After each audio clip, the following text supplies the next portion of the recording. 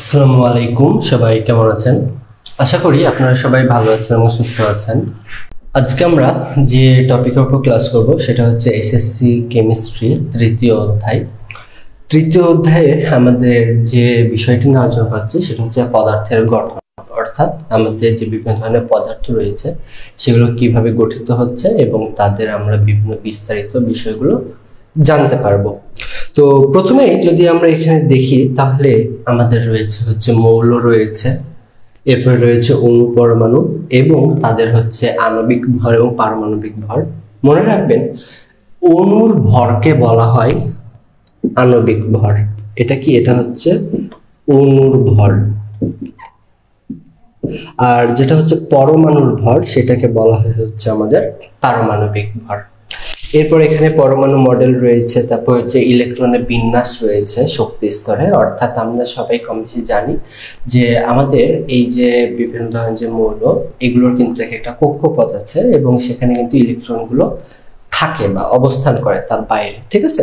তো এখানে আমরা তাদের ইলেকট্রনের যে বিন্যাস তারা কিভাবে থাকে সেই বিন্যাসটা জানতে পারবো। আইসোটোন এবং আইসোবার সম্পর্কে জানবো, তারপর তেজস্ক্রিয় আইসোটোপের ব্যবহার এবং এগুলোর আমরা আবার কিছু ভাগ দেখব। তো প্রথমেই যে বিষয়টা চলে আসছে সেটা হচ্ছে মৌল বিষয়টা কি?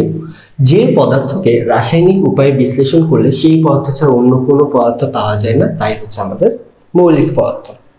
অর্থাৎ আমরা মৌলিক এবং যৌগিক বলতে কম বেশি বুঝি, অর্থাৎ মৌলিক পদার্থ বা মৌল আমরা তাকে যদি ভাঙি তাহলে সেই পদার্থের উপাদান ছাড়া আমরা অন্য কিছু পাবো না, সেটা হচ্ছে আমাদের মৌল বা মৌলিক পদার্থ। আরেকটা হচ্ছে যে যৌগিক পদার্থ বা যৌগ। আমরা বিভিন্ন ধরনের যে যৌগিক পদার্থকে যদি ভাঙি তাহলে সেই যৌগিক পদার্থে একাধিক আমরা মৌল পাবো। একাধিক আমরা মৌল পাবো। তো একাধিক মৌলের সমষ্টিতে যা তৈরি হয় তাই হচ্ছে যৌগ বা যৌগিক পদার্থ, ঠিক আছে। অর্থাৎ আমাদের যৌগ বা যৌগিক পদার্থকে ভাঙলে আমরা একাধিক মৌল বা মৌলিক পদার্থ পেয়ে যাব। এখানে সেটাই বলা আছে যে যে সকল পদার্থকে ভাঙলে দুই বা ততোধিক মৌল পাওয়া যায় তাদেরকে আমাদের বলা হয় কি? যৌগিক পদার্থ। ওকে, তাহলে আপনার মৌল এবং যৌগ সম্পর্কে যদি ক্লিয়ার থাকেন তাহলে এরপর এখানে কি বলতেছে যে আমাদের পর্যায় সারণীতে, আমরা তো পর্যায় সারণী কম বেশি সবাই দেখেছি, তো সেই পর্যায় সারণীতে কতটি 118টা কিন্তু মৌল রয়েছে। তো এখানে বলতেছে মৌল অর্থাৎ মৌলিক পদার্থকে ভাঙা হলে শুধুমাত্র মৌলিক পদার্থটাই পাওয়া যায়, যেমন স্বর্ণ ভাঙলে স্বর্ণ ব্যতীত আর কিছু পাওয়া যায় না। এ পর্যন্ত আবিষ্কৃত মৌলের সংখ্যা 118টি, তার ভিতরে 98টি মৌল প্রকৃতিতে বিদ্যমান, অর্থাৎ এগুলো প্রকৃতি থেকে পাওয়া যায়। এ পর্যন্ত আবিষ্কৃত মৌলের এবং অবশিষ্ট মৌলগুলি গবেষণাগারে উৎপন্ন করা হয়েছে, তাদের কৃত্রিম মৌল বলা হয়। মানবদেহে 26টি ভিন্ন ভিন্ন মৌল বিদ্যমান। তাহলে আমাদের মোট কৃত্রিম মৌল সংখ্যা কতটি? 20টি। আমাদের প্রকৃতিতে পাওয়া গেছে হচ্ছে 98টা এবং গবেষণাগারে তৈরি করা হয়েছে কয়টা? 20টা। সর্বমোট 118টা মৌল আমাদের রয়েছে এবং মানবদেহে 26টি ভিন্ন ভিন্ন মৌল বিদ্যমান। এটা আমাদের মনে না রাখলেও চলবে, বাট আমরা হচ্ছে চাইলে মনে রাখতে পারি, ঠিক আছে। এরপরে আমরা এখানে যে বিষয়টা দেখবো সেটা হচ্ছে যৌগিক পদার্থ। যেমন আমরা এখানে যদি একটা যৌগিক পদার্থ দেখি CO2 কার্বন ডাইঅক্সাইড, অর্থাৎ আমাদের এখানে কি রয়েছে? কার্বন রয়েছে এবং অক্সিজেন রয়েছে। আবার এই অক্সিজেন কিন্তু এখানে একটা অক্সিজেন না, অক্সিজেন এখানে হচ্ছে কয়টা? 2টা, ঠিক আছে। যেমন এখানে হচ্ছে কি 2 অণু আমাদের কি রয়েছে? অক্সিজেন আছে। আচ্ছা, তাহলে এটা কি? এটাকে বলবো হচ্ছে আমরা একটা যৌগিক পদার্থ বা যৌগ। তাহলে এখানে মোট কয়টা মৌল আছে? এখানে মোট মৌল আছে হচ্ছে 2টা, একটা হচ্ছে কার্বন এবং একটা অক্সিজেন, ঠিক আছে।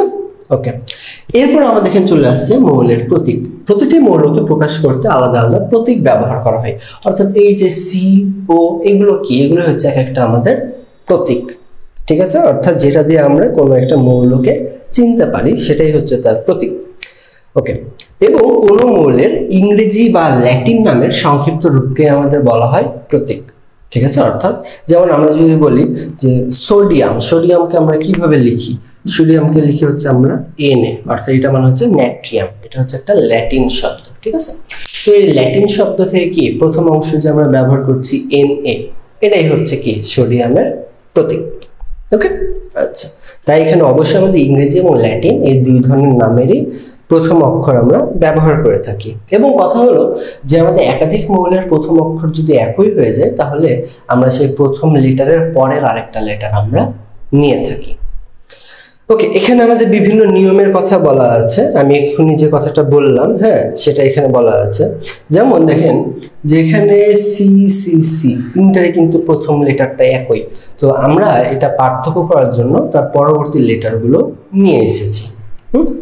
ওকে, এরপরে আমাদের এখানে যে বিষয়টা রয়েছে সেটা খুবই গুরুত্বপূর্ণ, অণু এবং পরমাণু। মনে রাখবেন যে একাধিক পরমাণু মিলে আমাদের কি তৈরি হয়? অণু তৈরি হয়, ঠিক আছে?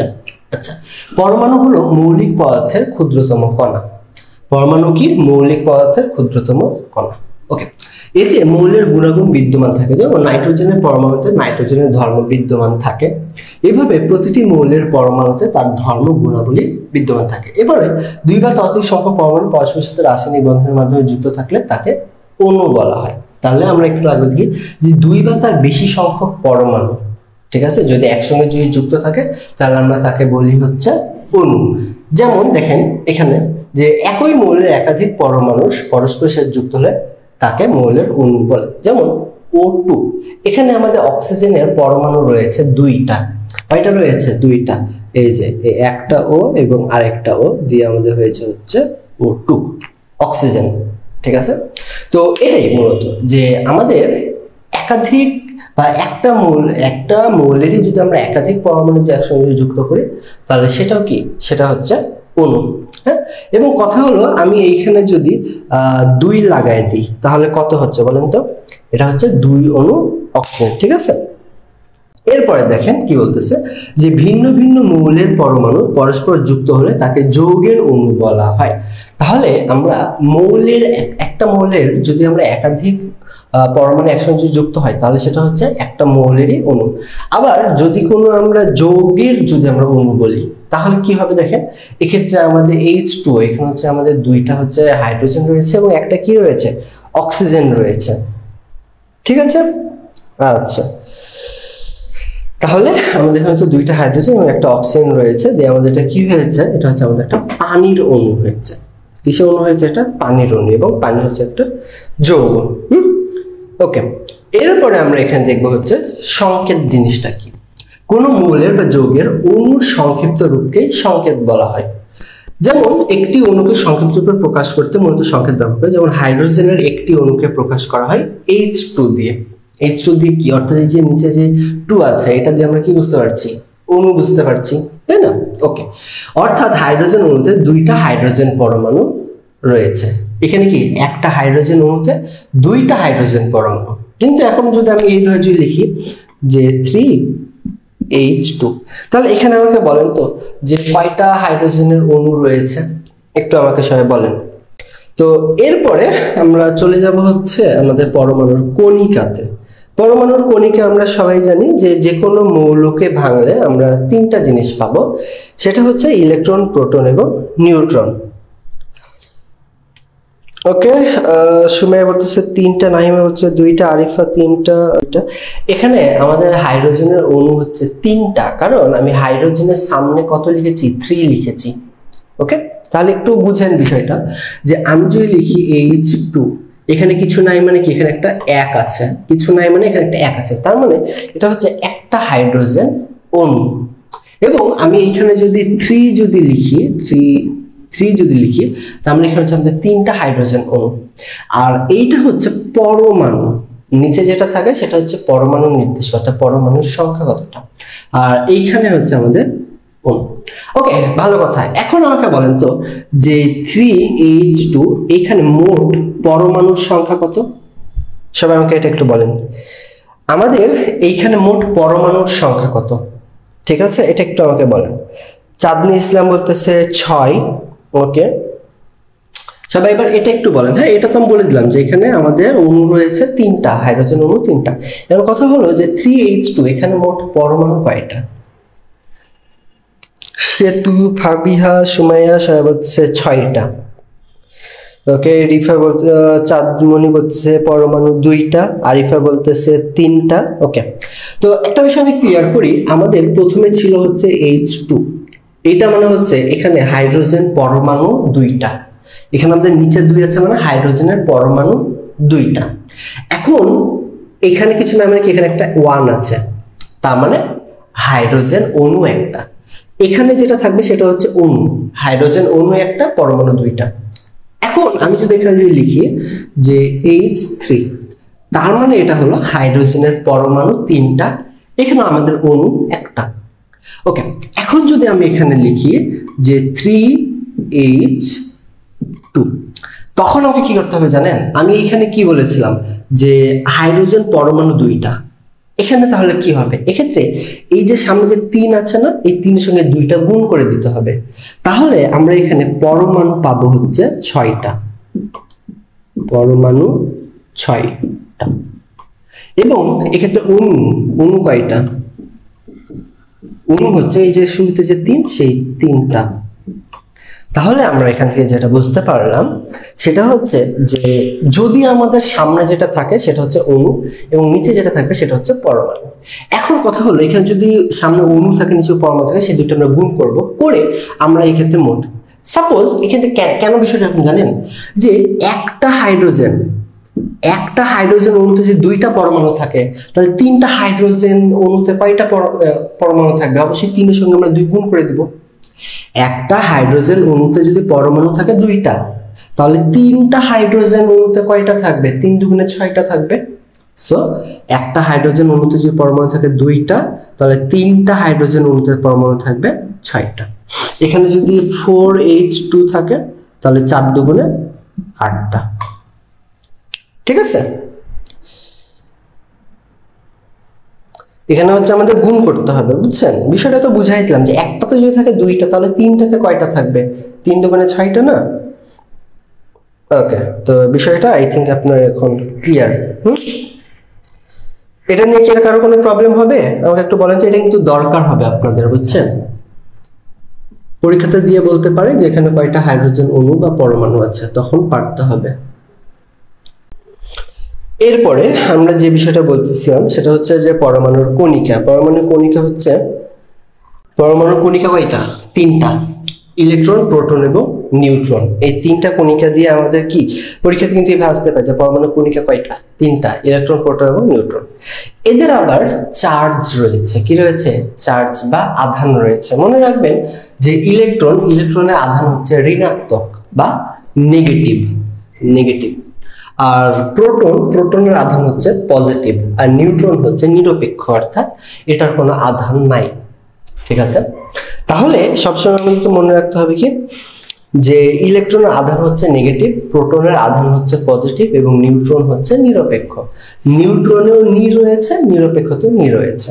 ঠিক আছে, আচ্ছা আরেকবার যে বিষয়টা সেটা হচ্ছে যে আমাদের একটা অণুতে পরমাণুর সংখ্যা যদি আমরা নির্বাচন করতে চাই, তাহলে আমাদের যে কাজটা করতে হবে যে H2 এটা হচ্ছে আমাদের একটা হাইড্রোজেন, কি হাইড্রোজেনের অণু।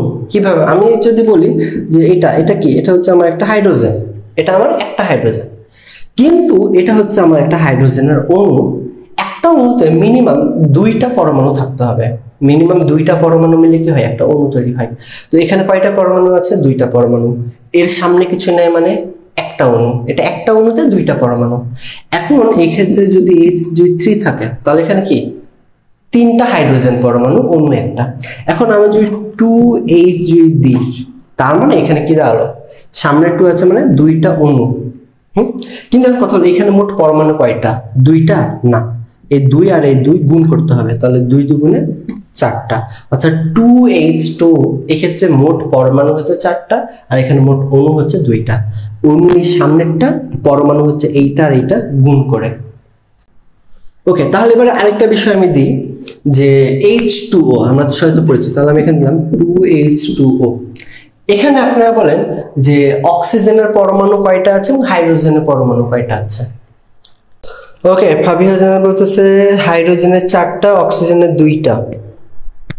ওকে, তাহলে আমি এখানে একটু ক্লিয়ার করে দিই। দেখেন আমাদের এখানে হাইড্রোজেন নিচে কি 2 আছে, এখানে কি 2 আছে, তার মানে আমাদের এখানে হাইড্রোজেনের পরমাণু কয়টা? 2টা পরমাণু, এবং আমাদের এখানে অণুও হচ্ছে 2টা। তাহলে কত? 2 দুগুণে 4, তাহলে আমাদের হাইড্রোজেন হচ্ছে 4টা পরমাণু। এখন দেখেন অক্সিজেনের এখানে নিচে কিছু নাই মানে কি একটা 1 আছে, কিছু নাই মানে এখানে একটা 1 আছে, তার মানে এখানে আমাদের অক্সিজেনের পরমাণু একটা, কিন্তু এখানে অণু কয়টা? 2টা অণু। তাহলে এই 2 কে 2, তাহলে আমাদের হাইড্রোজেনের পরমাণু হচ্ছে 4টা এবং অক্সিজেনের পরমাণু 2টা। ওকে, আচ্ছা, এরপরে আমরা এখানে যেটা দেখলাম যে ইলেকট্রন, প্রোটন এবং নিউট্রন, মোটামুটি এখানে 3টা কণিকা রয়েছে এবং এদের আমরা আধান সম্পর্কে জানলাম এবং এদের আধানের কিন্তু একটা মান আছে। সেই মানটা কি? সেটা হচ্ছে 1.60 × 10⁻19। এটার আগে যদি আমরা একটা মাইনাস চিহ্ন দিয়ে দিই তাহলে সেটা হয়ে যাচ্ছে আমাদের ইলেকট্রনের আধান। ওকে, আচ্ছা, এবং এর আপেক্ষিক আধান হচ্ছে -1 আপেক্ষিকভাবে, এবং আপেক্ষিক ভর হচ্ছে 0। তো এগুলো মোটামুটি আমাদের জন্য অতটা ইম্পর্টেন্ট হবে না, ঠিক আছে। তবে এটা একটু মনে রাখতে হবে যে আমাদের এগুলোকে কি দ্বারা প্রকাশ করে। ইলেকট্রনকে প্রকাশ করে ছোট হাতের ই দ্বারা, প্রোটনকে প্রকাশ করা হচ্ছে ছোট হাতের পি দ্বারা, এবং নিউট্রনকে প্রকাশ করা হয় ছোট হাতের এন দ্বারা। যারা সায়েন্সে তারা তো জানেন, কিন্তু যাদের ব্যাকগ্রাউন্ড টোটালি আর্টস, এটা মূলত তাদের জন্য এইভাবে বলা হচ্ছে। এটা হচ্ছে ইলেকট্রন, ঠিক আছে, এটা কি ইলেকট্রন, এটা হচ্ছে প্রোটন, এটা হচ্ছে নিউট্রন, এগুলো জানতে হবে, ঠিক আছে। এবং দেখেন এখানে একটা বিষয় যে আমরা একটু আগে যে মানটা দেখলাম, ঠিক আছে, এইটা আর এটা কিন্তু প্রায় কাছে। এখানে ছিল 1.60 এবং এখানে হচ্ছে 1.67, জাস্ট পার্থক্যটা হচ্ছে এখানে একটা প্লাস, এখানে একটা মাইনাস। সো প্লাস দিলে আমাদের কি হয়ে যাচ্ছে? প্লাস দিলে হচ্ছে এটা আমাদের প্রোটন, আর যদি আমরা মাইনাস দিই তাহলে সেটা হচ্ছে আমাদের ইলেকট্রন। ওকে, এক্ষেত্রে আরেকটা বিষয় একটু মনে রাখবেন যে হাইড্রোজেন ছাড়া সকল মৌলের পরমাণুতে নিউট্রন থাকে। ওকে, শুধুমাত্র হাইড্রোজেনে কোনো নিউট্রন নাই। হাইড্রোজেনে কি রয়েছে? শুধুমাত্র একটা প্রোটন রয়েছে। কিভাবে? কারণ হাইড্রোজেনের পারমাণবিক সংখ্যা কত? 1। হাইড্রোজেনের পারমাণবিক সংখ্যা 1, তাই এক্ষেত্রে আমাদের কোনো নিউট্রন নাই, এখানে শুধুমাত্র আমাদের প্রোটন রয়েছে। কিন্তু অন্য যে কোনো মৌলে আমাদের প্রোটন এবং নিউট্রন উভয়ই রয়েছে। সো এটা আমরা মনে রাখবো যে কোন মৌলে নিউট্রন থাকে না, সেটা হচ্ছে হাইড্রোজেন। ওকে, এবারে আসছে হচ্ছে আমাদের পারমাণবিক সংখ্যা, ঠিক আছে, পারমাণবিক সংখ্যা এবং ভর সংখ্যা। অর্থাৎ আমরা একটা মৌলে কয়টা পরমাণু রয়েছে সেটাই হচ্ছে তার পারমাণবিক সংখ্যা। এখন পারমাণবিক সংখ্যা আমরা কেমন বুঝবো? যেটা তার প্রোটন সংখ্যা, কোনো মৌলের যে কয়টা প্রোটন থাকে সেটাই হচ্ছে তার পারমাণবিক সংখ্যা। এবং আমরা মনে রাখবো কোনো মৌলে যে কয়টা প্রোটন থাকে ঠিক সে কয়টা ইলেকট্রন থাকে যদি কেউ দান করে না দেয় বা যদি গ্রহণ না করে। যেমন আমি যদি এখানে একটা সহজ উদাহরণ যদি আমি এখানে লিখি, ঠিক আছে, এটা কি? এটা হচ্ছে আমাদের সোডিয়াম। সোডিয়ামের প্রোটন সংখ্যা কত? প্রোটন সংখ্যা হচ্ছে আমাদের 11। এখানে প্রোটন সংখ্যা হচ্ছে 11, তাহলে পারমাণবিক সংখ্যা কত? 11। এর ইলেকট্রন সংখ্যা কত? সেটাও 11, ঠিক আছে। ওকে, এখন আপনাদেরকে আমি কি বললাম যে যদি কারো প্রোটন সংখ্যা যে কয়টা হবে ইলেকট্রনও কি সে কয়টাই হবে। এটার প্রোটন 11, ইলেকট্রন 11, কিন্তু কথা হলো আমি যদি এখন এখানে যদি লিখে দিই সোডিয়াম প্লাস, তাহলে এক্ষেত্রে আপনারা আমাকে বলবেন যে এক্ষেত্রে প্রোটন সংখ্যা কত এবং ইলেকট্রন সংখ্যা কত। ওকে, মনিয়া বলতেছে এখানে প্রোটন 11টা, ইলেকট্রন 10টা। ওকে, ভেরি গুড। আমাদের সোডিয়াম প্লাস, এখানে ইলেকট্রন কয়টা এবং প্রোটন কয়টা সব একটু বলেন। এটা কি এমনি হইল আমি বলি। সোডিয়াম প্লাস, যখনই কারো মাথার উপরে একটা প্লাস থাকবে তার মানে সে হচ্ছে একটা ইলেকট্রন দান করে দিয়েছে। মনে রাখবেন আপনি যদি কাউকে কোনো কিছু দান করেন তাহলে আপনার নিজের ভিতরে কি একটা মানে প্লিজার ফিল হয়, অনেক গর্ব বোধ করেন আপনি, তাই না? যে হ্যাঁ আমি কারো কিছু একটা দিয়েছি, অনেক গর্ববোধ হয় নিজের ভিতরে। তো যখন আপনি নিজেকে গর্বিত মনে করছেন তাহলে কি আপনি পজিটিভ হয়ে আছেন, তাই এর মাথার উপরে কি থাকবে? একটা পজিটিভ চিহ্ন থাকবে, তার মানে এ দিয়ে দিয়েছে। আর এই যদি দিয়ে দেয়, এর তো ইলেকট্রন ছিল 11টা, এই যদি একটা যদি দিয়ে দেয় তার মানে এখন কয়টা ইলেকট্রন? 10টা ইলেকট্রন। কিন্তু প্রোটন কখনো কম বেশি হবে না, প্রোটনের 11টাই থাকবে কিন্তু ইলেকট্রন 10টা। এখন আমি এই ক্ষেত্রে যদি লিখি সোডিয়াম 2+, তার মানে কয়টা ইলেকট্রন দিয়েছে জানেন? 2টা ইলেকট্রন দিয়েছে। তাহলে এখন এর ইলেকট্রন কয়টা আছে? 9টা আছে। 11টা ছিল, 2টা দিয়ে দিয়েছে, 9টা আছে। ওকে, এখন কারো মাথার উপরে যদি মাইনাস চিহ্ন থাকে তার মানে কি? আপনি যদি কারো কাছ থেকে কোনো কিছু যদি নেন তাহলে কি আপনি ঋণী হয়ে যাবেন? ঋণী মানে কি আমরা নেগেটিভ ভাবি, তাই না? আপনি যদি কারো কাছ থেকে কিছু নেন আপনি ঋণী হয়ে যান, তাহলে কি আপনি নেগেটিভ। সো এই নেগেটিভের জন্য আমাদের এখানে একটা মাইনাস দেওয়া আছে এবং এটা দ্বারা আমরা বুঝবো যে ইলেকট্রন গ্রহণ করেছে। তাহলে সোডিয়াম মাইনাস এর ইলেকট্রন সংখ্যা কত? এর ইলেকট্রন সংখ্যা হচ্ছে 12টা। এই ইলেকট্রন সংখ্যা হচ্ছে 12টা। এখন এক্ষেত্রে যদি এরকম যদি থাকে 2 মাইনাস, তার মানে ইলেকট্রন সংখ্যা হচ্ছে 13টা। এর আগে 11টা ছিল, এই আরো 2টা গ্রহণ করেছে, তাই এর এখন হয়ে গেছে 13টা। এখন কথা হলো যে ইলেকট্রন কি করেছে হচ্ছে গ্রহণ করেছে। কেউ যদি গ্রহণ করে তাহলে সে কি ঋণী হয়ে যায়, মানে মাইনাস। আর কেউ যদি দান করে দেয় তাহলে এটা হচ্ছে পজিটিভ। এখন আমাদের ইলেকট্রন আদান প্রদানটা কেন হয়? এটা হয় হচ্ছে মূলত যৌগ গঠন করার জন্য, ঠিক আছে? যৌগ গঠন করার জন্য আমাদের ইলেকট্রনটা দান করা হয় এবং নেওয়া হয়। ওকে, এবং কথা হলো যে এটা তো আমরা জেনে গেলাম যে পারমাণবিক সংখ্যা কি। তাহলে এবার ভর সংখ্যা কি? ভর সংখ্যা হচ্ছে প্রোটন এবং নিউট্রনের যোগফল। কোন একটা পরমাণুর প্রোটন এবং নিউট্রনের যোগফল, হ্যাঁ, এখানে প্রোটন প্লাস নিউট্রন, প্রোটন এবং নিউট্রনের যোগফলই হচ্ছে আমাদের ভর সংখ্যা। এবং ভর সংখ্যা এখানে দেখেন যে পারমাণবিক সংখ্যা বা প্রোটন সংখ্যা আমাদের জেড দ্বারা প্রকাশ করা হয়। বড় হাতের কি দ্বারা প্রকাশ করা হয়? জেড দ্বারা প্রকাশ করা হয়, ঠিক আছে? ওকে, এবং আমাদের ভর সংখ্যাকে কি দ্বারা প্রকাশ করা হয়? ভর সংখ্যা আমাদের এ দ্বারা প্রকাশ করা হয়। ভর সংখ্যাকে আমাদের কি দ্বারা প্রকাশ করা হয়? এ দ্বারা প্রকাশ করা হয়। যেমন আপনাদের পরীক্ষাতে এইভাবে একটা প্রশ্ন দিতেই পারে যে এটা হচ্ছে কার্বনের উপরে আছে 12, নিচে আছে 6। মনে রাখবেন যদি কারো উপরে যদি কিছু থাকে তাহলে সেটা হচ্ছে তার ভর, উপরে থাকলে সেটা হচ্ছে ভর, এবং নিচে থাকলে সেটা হচ্ছে তার প্রোটন সংখ্যা বা পারমাণবিক সংখ্যা। তাহলে এক্ষেত্রে 12 6c এখানে আমাদের তাহলে কি থাকছে? 12 হচ্ছে আমাদের পারমাণবিক ভর এবং 6 হচ্ছে আমাদের পারমাণবিক সংখ্যা। এবং কথা হলো পরীক্ষাতে যদি আপনি এইভাবে যদি দেয় এটা তো আপনি ইজিলি পেরে যাবেন। আপনি দেখতে পাচ্ছেন যে যে সংখ্যাটা বেশি সেটাই কি তার অবশ্যই ভর সংখ্যা হবে, তাই না? কিন্তু আপনাকে পরীক্ষাতে যদি এইভাবে যদি করে দেয় যে সি এখানে আছে এ, এখানে আছে জেড, আপনাকে পরীক্ষাতে এইভাবে করে দিতে পারে, হ্যাঁ, যে উপরে এ আছে নিচে আছে জেড। এখন বলতে পারে যে এক্ষেত্রে জেড এর মান কত? আপনি জানেন যে এটা হচ্ছে কার্বন, আর কার্বনের নিচে কে থাকে? নিচে থাকে হচ্ছে পরমাণু বা পারমাণবিক সংখ্যা। তো আপনাকে যদি বলে যে এই প্রশ্নে জেড সমান সমান কত, তাহলে আমাদের ক্ষেত্রে জেড হবে 6। আর এ মানে আমরা জানি যে মাথার উপরে থাকছে, সে হচ্ছে পারমাণবিক ভর।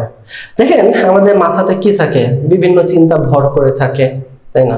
তো মনে রাখবেন যেটা মাথার উপরে থাকবে সেটা হচ্ছে তার ভর সংখ্যা। তাহলে এখানে তার ভর সংখ্যা কত? 12। এবার আমরা কি বলেছি দেখেন যে প্রোটন এবং নিউট্রনের যোগফলই কি? তার ভর সংখ্যা। এখন এর যদি হয় ভর 12 এবং আমরা জানতে পারছি যে এর পারমাণবিক সংখ্যা বা প্রোটন সংখ্যা হচ্ছে 6, এখন যদি পরীক্ষায় বলে যে নিউট্রন সংখ্যা কত, আমরা কি পারবো না? আমরা কি বলেছিলাম যে প্রোটন এবং নিউট্রনের যোগফলই হচ্ছে কি তার ভর সংখ্যা। তো এখানে এর ভর সংখ্যা হচ্ছে 12 বিয়োগ এর প্রোটন সংখ্যা হচ্ছে 6, তাহলে নিউট্রন সংখ্যা কত? নিউট্রনও 6, ঠিক আছে? সো যদি আমাদের কোনো মৌলের দুইটা ডেটা দেওয়া থাকে তাহলে আমরা আরেকটা ডেটাকে ইজিলি বের করে ফেলতে পারবো। ওকে, তাহলে আমরা আশা করছি যে প্রোটন নিউট্রন, আর এখানে যদি বলে যে এটা ইলেকট্রন কত, আমরা তো ইজিলি পারবো যে প্রোটন যে কয়টা ইলেকট্রনও সে কয়টা, এখানে তাহলে ইলেকট্রনও কয়টা? 6টা, ঠিক আছে? তাহলে কার্বনে ইলেকট্রন প্রোটন নিউট্রন সবই কি 6টা করে আছে আমাদের। ওকে, এরপরে দেখেন এটা তো গেল পারমাণবিক ভর, এবার হচ্ছে আমাদের অণুর ভর। অণুর ভরটা কি? আণবিক ভর। অর্থাৎ আমরা একটু আগে তো দেখলাম যে অণু আমাদের কেমনে তৈরি হচ্ছে, তাই না? তো সেক্ষেত্রে আমাদের অণুর ভরটা আমরা নির্ণয় করতে পারবো, আণবিক ভর, ঠিক আছে? ওকে, যেমন আপনাদের খুবই সহজ একটা এক্সাম্পল দিই যে CO2 এটা কি একটা অণু না? এটা কি একটা যৌগ? যৌগের অণু। এটা কি একটা যৌগের অণু? একটা যৌগের অণু। এখানে আপনারা আমাকে বের করে দেখান যে কার কয়টা করে আমাদের মানে এটা, হ্যাঁ এটা হচ্ছে সম্পূর্ণ আণবিক ভরটা একটু বের করে দেখান। এক্ষেত্রে আণবিক ভর, এটার আণবিক ভর কত, এটার আণবিক ভরটা আপনারা একটু বের করেন দ্রুত, ঠিক আছে? ওকে, মনিয়া বলতেছে 44, সাবিকুনা বলতেছে 44, ওকে আরিফা বলতেছে কত হবে, ওকে সবাই বলতেন 44। দেখি কেমন হয়। আমাদের এখানে আমরা একটা বিষয় একটু খেয়াল করব যে কার্বনে আমরা একটু আগে দেখলাম যে কয়টা, কার্বনের 12টা, কার্বনের কয়টা 12টা পারমাণবিক ভর। এখানে দেখেন অক্সিজেন, আমরা মনে রাখবো যে একটা অক্সিজেন পরমাণুর ভর হচ্ছে 16, এর পারমাণবিক সংখ্যা কত 8, পারমাণবিক সংখ্যা যদি 8 হয়, হ্যাঁ 8, তাহলে এর ভর কত, আমরা অক্সিজেনের ভর জানি 16, একটা অক্সিজেন পরমাণুর ভর যদি 16 হয়, এখানে আমাদের কয়টা, 2টা অক্সিজেন পরমাণু আছে, তার মানে এখানে 16 দুগুণে 32 হবে। তাহলে অক্সিজেনের কয়টা 32, তাহলে এই 12 যোগ 32 সমান সমান 44। তাহলে কার্বন ডাই অক্সাইডের আণবিক ভর সংখ্যা কত 44। তাহলে আপনারা ক্লিয়ার? তাহলে এখানে আমরা এটাই বললাম যে অক্সিজেনের পারমাণবিক সংখ্যা হচ্ছে 8, এই 8-এর দ্বিগুণই হচ্ছে আমাদের 16।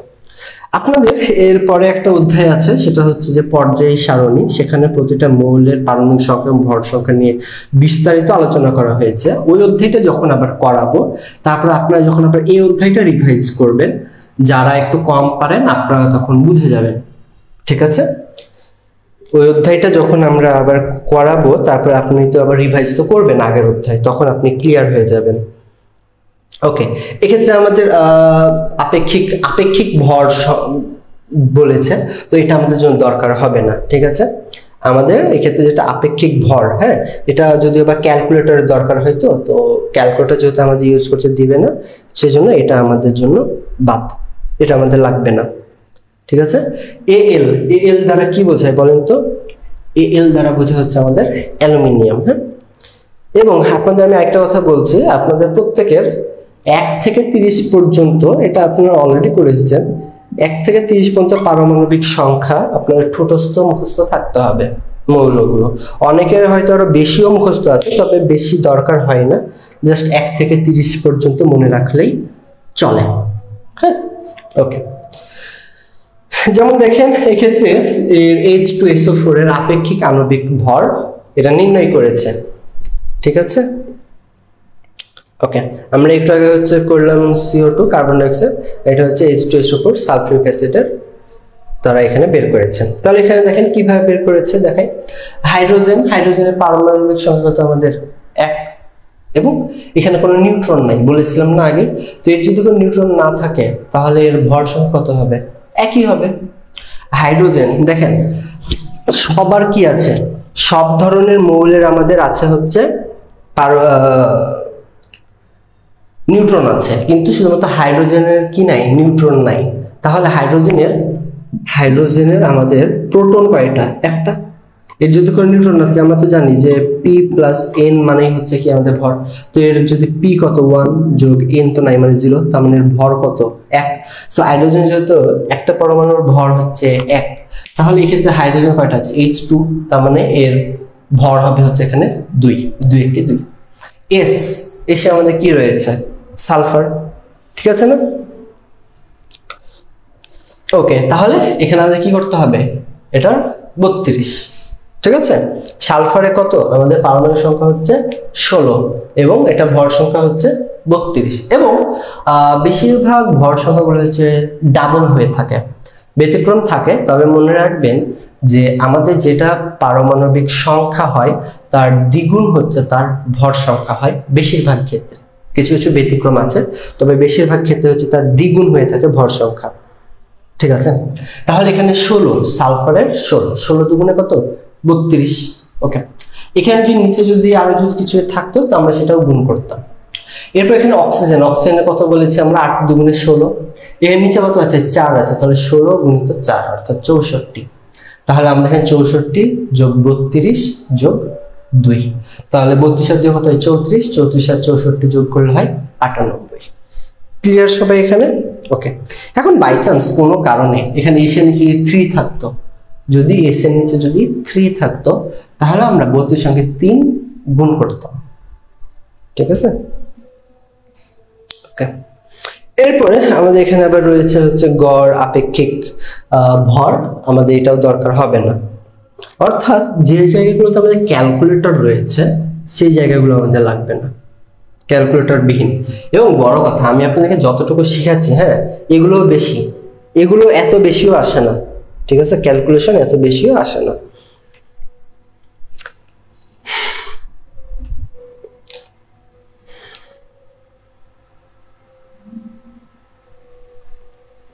ওকে, আমি যেটা বলছিলাম ব্যতিক্রমের কথা, দেখেন ক্লোরিনের পারমাণবিক সংখ্যা কত? 17। ক্লোরিনের পারমাণবিক সংখ্যা 17। তাহলে এর ভর কত হওয়া উচিত ছিল? 17 দুগুণে 34 হওয়া উচিত ছিল, কিন্তু এর ভর হচ্ছে 35.5। এখন কত হলো তাহলে ভাইয়া, এটা 35.5 কেন হলো? কিছু কিছু মৌলের আমাদের আপেক্ষিক ভর ধরা হয়। কি ভর ধরা হয়? তার গড় আপেক্ষিক ভর। অর্থাৎ আমরা এই যে ক্লোরিনের যে দেখি 35.5, এটা হচ্ছে তার গড় আপেক্ষিক ভর। ঠিক আছে, বুঝতে পেরেছেন?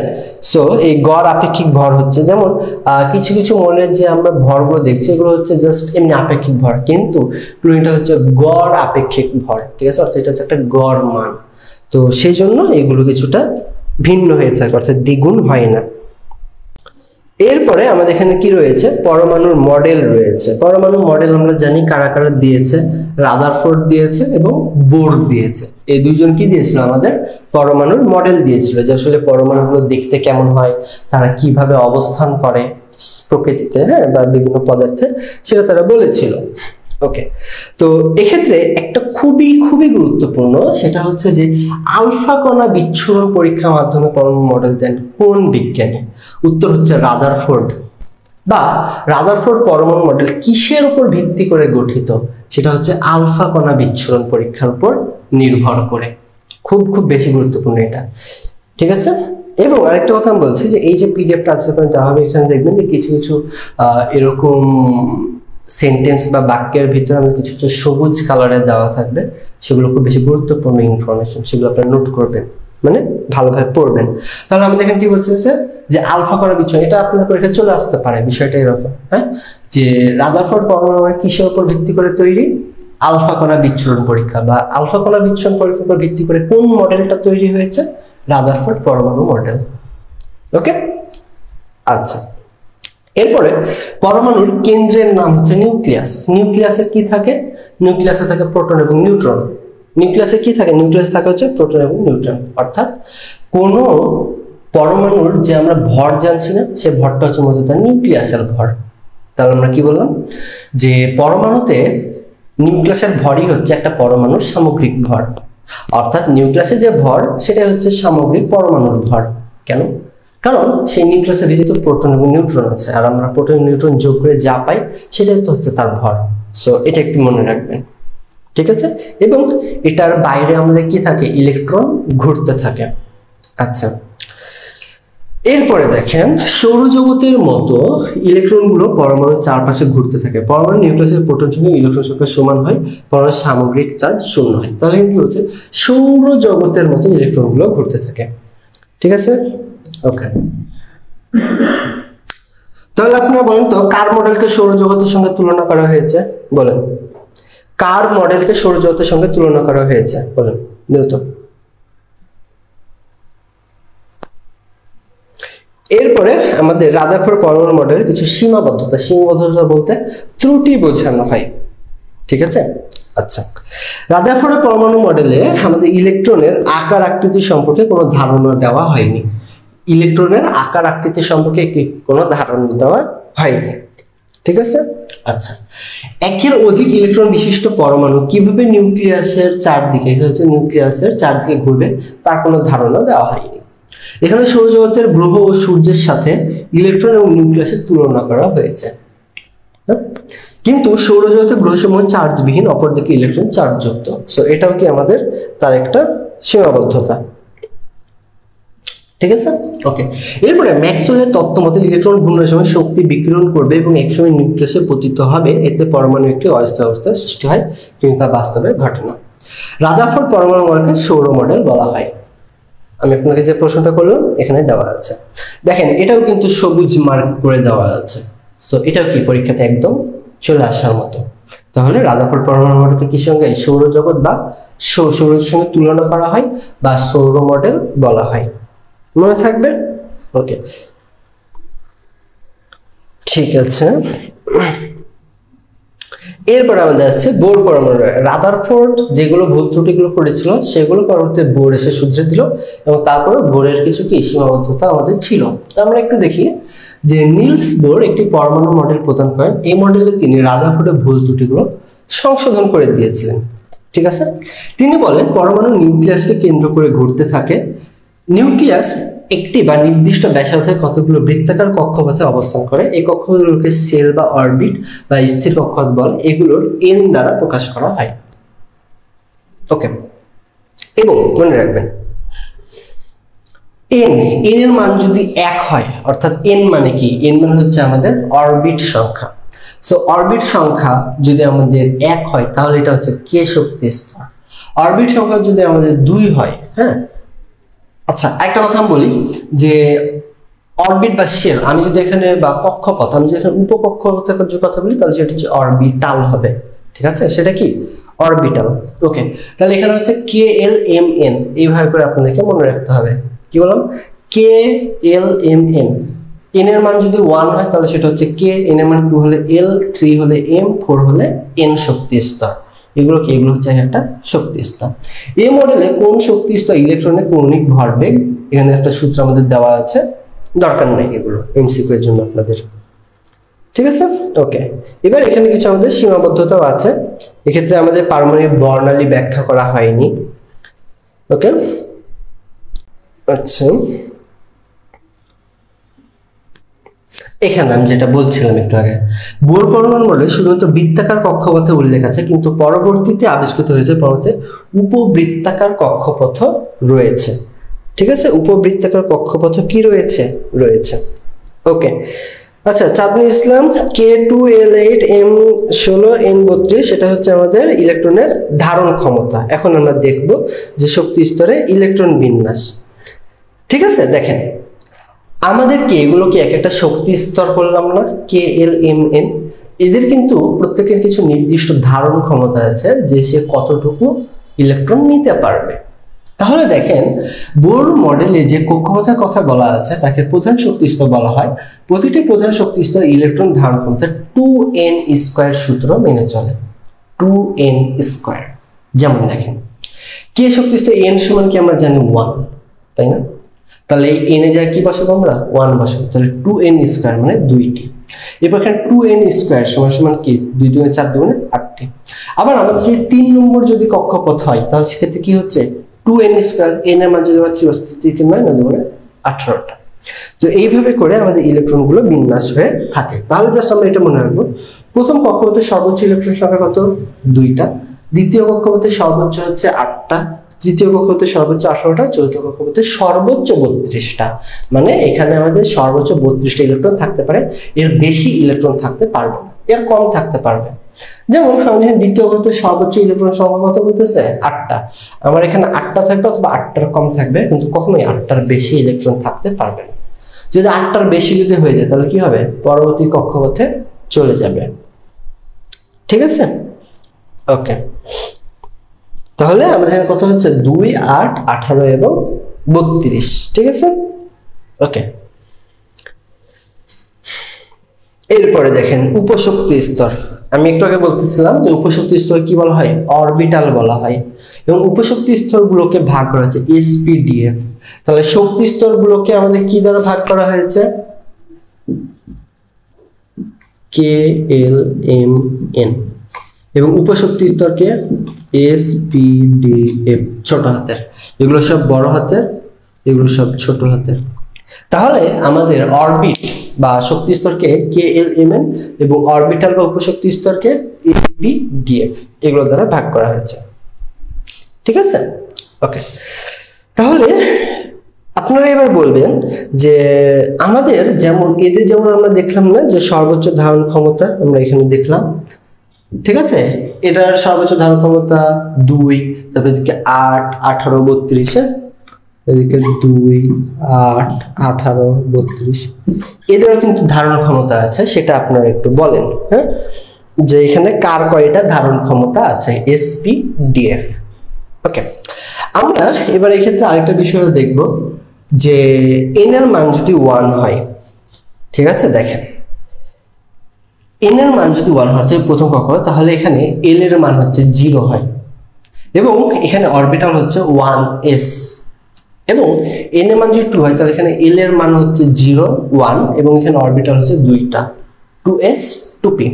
ওকে, এখন কথা হলো এখানে একটা বিষয় একটু মনে রাখবেন যে আমাদের n এর মান যদি 1 হয় তাহলে এখানে আমরা 1s দিচ্ছি, আবার এক্ষেত্রে n এর মান যদি 2, ঠিক আছে, তাহলে আমরা এখানে 2s 2p।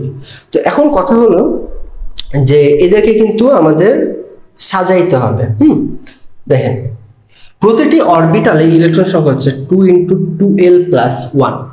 তো আমাদের এই সূত্রটা দরকার হবে না, আমরা এই মানগুলো মুখস্থ করে নিব। আপনাদের মানগুলো কি মুখস্থ আছে না? আমাদের s এর ধারণ ক্ষমতা কত?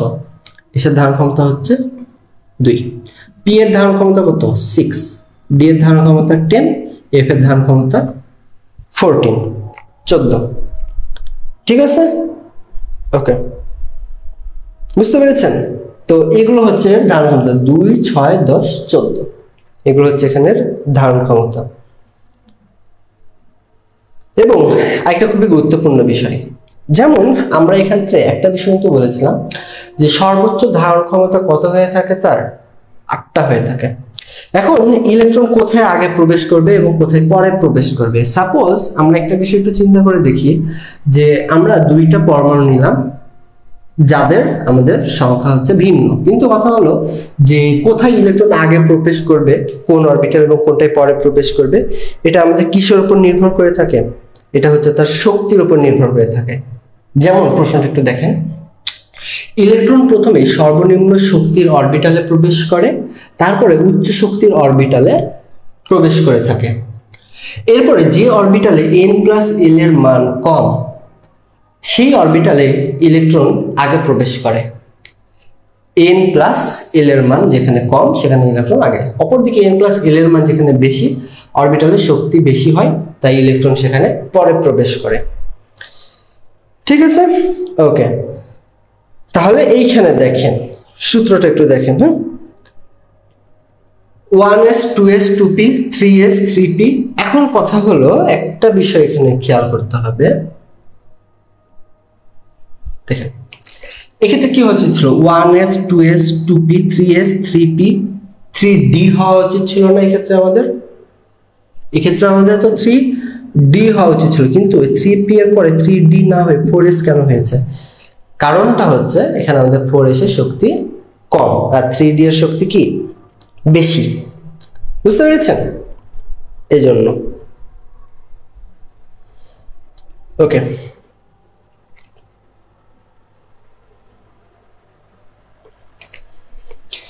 এখন আপনাদের এখানে ইলেকট্রন বিন্যাসটা করতে হবে। এখানে আমাদের ইলেকট্রন বিন্যাস দেওয়া আছে পটাশিয়াম 19। আমাদের এক্ষেত্রে প্রথমে কি হবে, 19টা যদি থাকে আমরা একটু চিন্তা করবো যে সর্বোচ্চ ধারণ ক্ষমতা, এসের সর্বোচ্চ ধারণ ক্ষমতা 2, 2, 6, 2, 6। এবার কথা হলো যে আমরা এটা কেমনে 19টা হিসাব করব? আমরা এটা একটু মনে রাখবো, আমাদের এখানে যেটা আছে না এটা একটু আমাদেরকে মনে রাখতে হবে। কিভাবে মনে রাখবো? SSP SPS DPS DPS তারপরে হচ্ছে FDPS FDPS। আমাদেরকে এইভাবে করে এটা একটু মুখস্থ রাখতে হবে। SSP SPS DPS DPS SSP SPS DPS DPS FDPS FDPS। এটা মুখস্থ যদি করেন তাহলে আপনার কাজটা হয়ে যাবে। যেমন দেখেন এখানে S এর এখানে কত হবে? 1 হবে। আমরা 1s তো ব্যবহার করে ফেলেছি, এখানে s এখানে কত হবে? 2 হবে। ঠিক আছে, এখন কথা হলো এখানে p এ কত হয়? p এ হচ্ছে আবার এখানে আমাদের 2 হবে। এখানে আবার আরেকটা s, তাহলে আমাদের এখানে কত হবে? 3 হবে। এর কথা হলো এখানে আরেকটা p আছে। আমরা মনে রাখবো যে দ্বিতীয় কক্ষপথে, হ্যাঁ, প্রথম কক্ষপথে কি থাকে? প্রথম কক্ষপথে শুধুমাত্র s থাকে। দ্বিতীয় কক্ষপথে কি থাকে? s থাকে এবং p থাকে। তৃতীয় কক্ষপথে আমাদের কি থাকে, SPD থাকে, আর চতুর্থ কক্ষপথে থাকে SPDF। তাহলে দেখেন আমাদের এক্ষেত্রে পি, এক্ষেত্রে কিন্তু আমরা একটা পি ইউজ করে ফেলেছি, তাহলে আমাদের এখানে কত হবে, 3 হবে।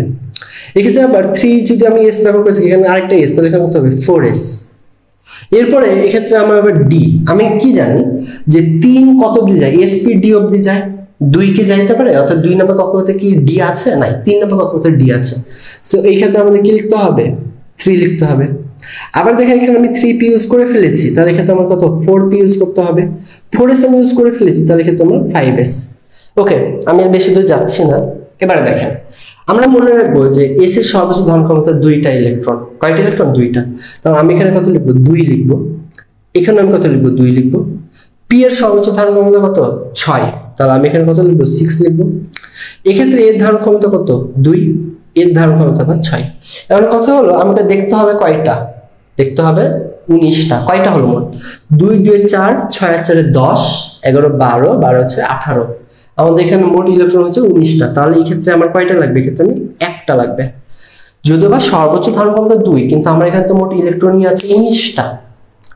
2 2 4, 6 4 10, 10 2 18, 10 2 12, 6 18টা হয়। তাহলে আমার আর একটা ইলেকট্রন দরকার, তো আমি এখানে দেব 1। তাহলে আমার ইলেকট্রন বিন্যাসটা হবে এই রকম। তাহলে এটা যদি আপনারা যদি পেরে যদি থাকেন, তাহলে আমি আপনাদেরকে একটা ছোট দিই, ঠিক আছে?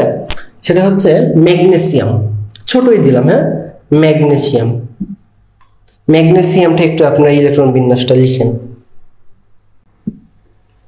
ম্যাগনেসিয়ামের কত হয়, ম্যাগনেসিয়ামের 12। ঠিক আছে, এটা আপনাকে জানতে হবে যে ম্যাগনেসিয়ামের পারমাণবিক সংখ্যা কত, 12। তাহলে এই 12টা দিয়ে আপনাকে এবার ইলেকট্রন বিন্যাসটা করতে হবে। ঠিক আছে, তাহলে সবাই যেটা উত্তর করতেছেন যে 1s2, 2s2, 2p6, 3s2, এটাই হচ্ছে আমাদের সঠিক উত্তর। তাহলে কত হচ্ছে, 2 2 4, 4 6 10, আর 2 12। তাহলে কি হচ্ছে, SSPS, SSPS। তাহলে দেখেন মিলে গেছে কিন্তু আমাদের। সো আমাদের এটাই হচ্ছে উত্তর।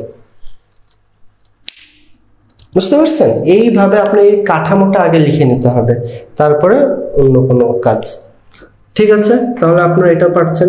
তো আপনাদের ইলেকট্রন বিন্যাসগুলো কেমনে আপনাকে পারতে হবে সেটা আশা করি বুঝে গেছেন। না, এক্ষেত্রে আপনাকে প্রশ্ন বিভাগ করতে পারে যে সর্বশেষ শক্তি স্তরে ইলেকট্রনের সংখ্যা কতটা, সর্বশেষ শক্তি স্তরে ইলেকট্রন সংখ্যা কতটা। তো এটাই আমরা লিখি, হ্যাঁ, ম্যাগনেসিয়ামের 12, 1s2, 2s2, 2p6, 3s2। তাহলে আমাকে বলেন তো সর্বশেষ শক্তি স্তরে ইলেকট্রন সংখ্যা কতটি, আপনারা বলেন। এটা যে আপনারা যে লিখলেন, হ্যাঁ, এর সর্বশেষ শক্তি স্তরে ইলেকট্রন সংখ্যা কতটা, বলো দ্রুত। প্রশ্নটা এভাবে হবে যে ম্যাগনেসিয়ামের সর্বশেষ শক্তি স্তরে ইলেকট্রন সংখ্যা কতটা। তখন আপনাকে কি করতে হবে, ম্যাগনেসিয়ামের ইলেকট্রন বিন্যাসটা করতে হবে, তারপরে এর সর্বশেষ শক্তি স্তরে ইলেকট্রন সংখ্যা আপনাকে বলতে হবে। তাহলে সর্বশেষ শক্তি স্তরে কত, ওকে, 2টা। আচ্ছা, আরেকটা দেন। ঠিক আছে, আমি আরেকটা দিচ্ছি, ম্যাঙ্গানিজ। ম্যাঙ্গানিজটা আপনারা করেন। ম্যাঙ্গানিজের আপনারা প্রতীক সহকারে লিখবেন। আমি এখানে কিন্তু প্রতীক লিখে দিচ্ছি না, আমি শুধু বললাম ম্যাঙ্গানিজ।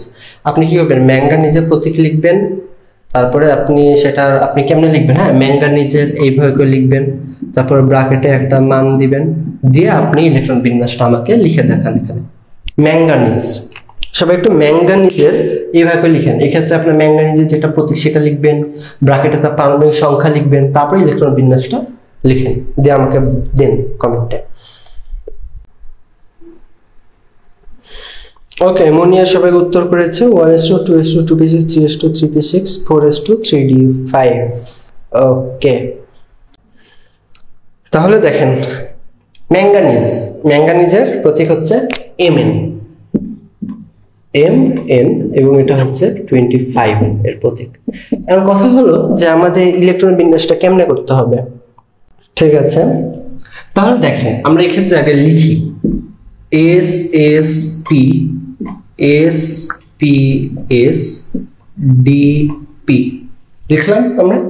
ওকে, এরপরে আমরা এখানে কি লিখবো, 1 2 2 3 3 4 3 এখানে আমরা কত লিখবো 2 লিখবো, এরও সর্বোচ্চ 2, এর সর্বোচ্চ 6, এর সর্বোচ্চ 2, এর সর্বোচ্চ 6। ওকে, এবারে আমরা একটু যোগ করে দেখি এখানে আমাদের কত হচ্ছে। 6 আর 4 10, 11 12 আর 6 কত হয় 18 হয়। এখন আমরা কত জানি, আমরা এক্ষেত্রে একটা বিষয় জানি হচ্ছে যে 3 এর পরে তাহলে তো ডি আছে তাই না, 3D আছে। সো আমরা কত জানি যে ডি এর সর্বোচ্চ ধারণ ক্ষমতা কত, সর্বোচ্চ ধারণ ক্ষমতা 10। তো আমরা এক্ষেত্রে আমাদের 18 হয়েছে, আজকে 25, আর কত লাগে, আর 7 লাগে। তো আমি চাইলে এখানে তো 7 লিখে দিতে পারি, পারি না? কারণ ডি এর সর্বোচ্চ ধারণ ক্ষমতা কত 10। তো যদি সর্বোচ্চ 10 হয়, আমার তো 10 তো কমই হচ্ছে 7, আমি এখানে যদি 7 লিখে দিই তাহলে তো হয়ে গেল না। এখানে কেন এটা করা যাবে না, তার মূল কারণটা হচ্ছে আমাদের সে শক্তি, যার শক্তি কম সেখানে আগে প্রবেশ করবে, ঠিক আছে না? যার শক্তি কম সেখানে আগে প্রবেশ করবে। তাহলে এক্ষেত্রে আপনাকে আরেকটা বিষয় আমি বলি যে কার শক্তি কত। মনে রাখবেন যে এস মানে হচ্ছে 0, এস এর শক্তি হচ্ছে 0। পি এর শক্তি কত, পি এর শক্তি হচ্ছে 1, ডি এর শক্তি হচ্ছে 2, এফ এর শক্তি হচ্ছে 3। তাহলে দেখেন এখানে 4, তাহলে আমি কত লিখব 4 প্লাস এস এর মান কত 0, তাহলে এখানে কত হলো 0। আবার এখানে 3 আমি লিখে লিখলাম যোগ ডি এর মান কত, ডি এর মান 2, সো আমি এখানে যদি লিখি 2 তাহলে কত হয় 5। সো এক্ষেত্রে কার শক্তি বেশি, শক্তি বেশি হচ্ছে এটার শক্তি কম। তো যার শক্তি কম সেখানে তো ইলেকট্রন আগে প্রবেশ করবে তাই না? তো 4 এসে যেহেতু শক্তি 3D এর চেয়ে কম, তাই সেখানে আমি আগে 2টা ইলেকট্রন প্রবেশ করিয়ে দিব, দিলে আমার হয়ে গেল কত 20। আর কয়টা ইলেকট্রন বাকি আছে 5টা, সেই 5টা এবার আমি এখানে দিব। বুঝতে পেরেছেন? সেই 5টা কি করব, সেই 5টা আমি এখানে দিয়ে দিব। তাহলে আপনারা এটা ক্লিয়ার, আমাকে একটু বলেন। এখন এক্ষেত্রে আমি আপনাদেরকে আরেকটা প্রশ্ন দিই।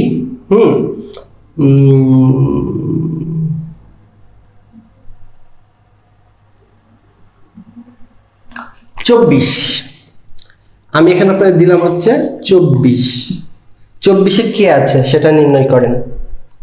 পারমাণবিক সংখ্যা আমি দিলাম 24 কে আছে সেটা এবার লিখেন দ্রুত। ক্রোমিয়াম 24, তাহলে এক্ষেত্রে লিখি আবার একইভাবে 1s2 2s2 2p6 3s2 ssp sps dps, ঠিক আছে? তাহলে এদিকে 1, এদিকে আমাদের কত হবে 3 হবে, এদিকে আমাদের 4 হবে, এদিকে আমাদের 3 হবে। তাহলে এদিকে 2 2 4 6 10, একে 12 আর 6 আমাদের 18। এত দূর দিয়ে ক্লিয়ার? একটু আগে আমরা কি করেছিলাম, এখানে আমরা লিখেছিলাম 2, এখানে কত লিখেছিলাম আমাদের 25 ছিল, তার জন্য আমরা এখানে 20 আর 5 এ 25 লিখেছিলাম। তো এখানে আমরা 2, তাহলে এখানে তো 24 তাই না? তো আমরা এখানে কত লিখবো, 25 এর বদলে আমরা এখানে কত লিখবো, মানে এখানে 5 এর বদলে আমরা এখানে 4 লিখবো তাই না? আমরা এখানে কত লিখবো 4। তো দেখেন তো এদিকে 2 2 4 6 6 10 11 12 আর 6 18 20 24 হয়ে গেল না? না, এটা হবে না। কেন এটা হবে না তার কারণটা বলি, সেটা হচ্ছে এখানে 3d4, এখানে আছে 4s2। আমরা সবসময় মনে রাখবো যে আমাদের প্রতিটা কক্ষপথ স্থিতিশীল অবস্থায় থাকতে চায়। যদি কারো মৌলের সংখ্যা পূর্ণ অথবা যদি অর্ধপূর্ণ থাকে তাহলে সে স্থিতিশীল। যেমন ডি এর সর্বোচ্চ ধারণ ক্ষমতা হচ্ছে 10, তাহলে অর্ধপূর্ণ কত 5। আবার এদিকে 4 মানে এস এর সর্বোচ্চ ধারণ ক্ষমতা 2, তাহলে অর্ধপূর্ণ s1। তার মানে প্রতিটা যদি আমরা কক্ষপথ চিন্তা করি তাহলে d10 d5 s2 s1 মানে প্রত্যেকটাই। যেমন পি এর যদি আমরা কল্পনা করি তাহলে পি এর কত 6 হয়, আর এটা অর্ধেক p3। তো এগুলো সব কয়টা স্থিতিশীল অবস্থায় থাকে, অর্থাৎ যদি এদের ইলেকট্রন সংখ্যা পূর্ণ থাকে এবং যদি অর্ধেক যদি থাকে, অর্ধপূর্ণ যদি থাকে, তাহলে কি হয়, এরা সবথেকে বেশি স্থিতিশীল থাকতে চায়। এখন আমি যদি এখানে এস এর 2 দিই আর ডি এর যদি 4 দিই, তাহলে কি এই ডি কি স্থিতিশীল কি থাকতে পারবে? পারবে না। তাই আমি এখানে কি করব, আমি এখানে এইখান থেকে একটা ইলেকট্রন আমি এখানে দিয়ে দিব, আমি এখানে লিখবো 5, এখানে লিখবো আমি 1। তাহলে দেখেন এও স্থিতিশীল থাকছে, এও কিন্তু স্থিতিশীল থাকছে। তাহলে আপনারা ক্লিয়ার? আপনারা যারা এটা বেসিক ভাবে করছে, আপনারা যে এটাই চিন্তা করবেন এখানে 2 দিলাম আর ওখানে তাহলে 4 দিব হয়ে গেল, কিন্তু না, স্থিতিশীল অবস্থায় রাখার জন্য আমাদের পূর্ণ অথবা অর্ধপূর্ণ অবস্থায় রাখতে হয়। তাহলে এখানে কি দাঁড়ালো 3p6 অবধি ঠিক আছে, তারপর হচ্ছে 4s1 হবে আর 3d 5 হবে। ওকে, ঠিক আছে, তাহলে আপনারা এটা ক্লিয়ার হয়ে গেছেন।